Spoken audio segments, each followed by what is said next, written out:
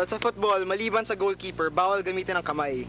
Pero sa iba't ibang players, kahit anong party ng katawan pwede gamitin, lalo na sa trapping. Pwede ang sole ng foot, ang thigh, at ang chest. Okay. Sige. Pasa natin. Head.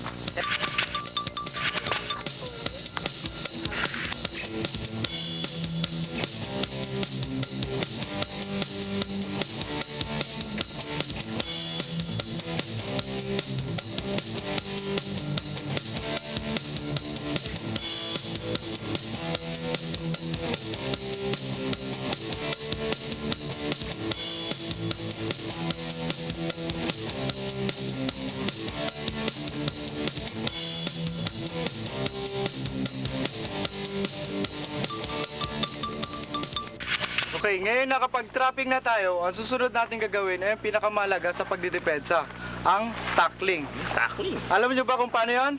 Sir! Kamay! Okay, sige, gawin mo nga. Oh, hindi ganyan. Up.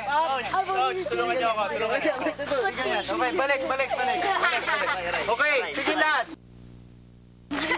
Okay, ganito yung tackling. Okay, ito yung una, itong una. Okay, go. Wala lang salsa na yun. Okay, ganun. Okay, yung pangalawa.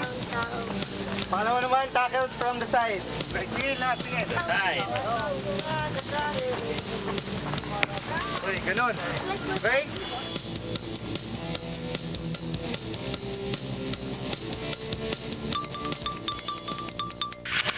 Okay, sige, tingnan natin kung may mga natutunan kayo dun sa mga drills natin kanina.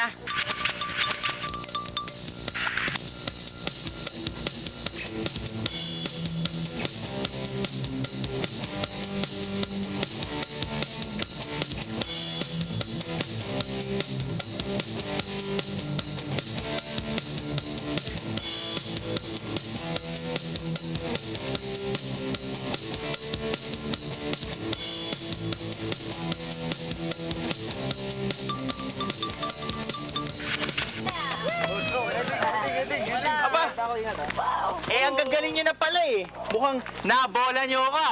Sige nga, game. Apply natin yung mga natutunan nyo sa actual laro. Ready na kayo? Yes! Tara!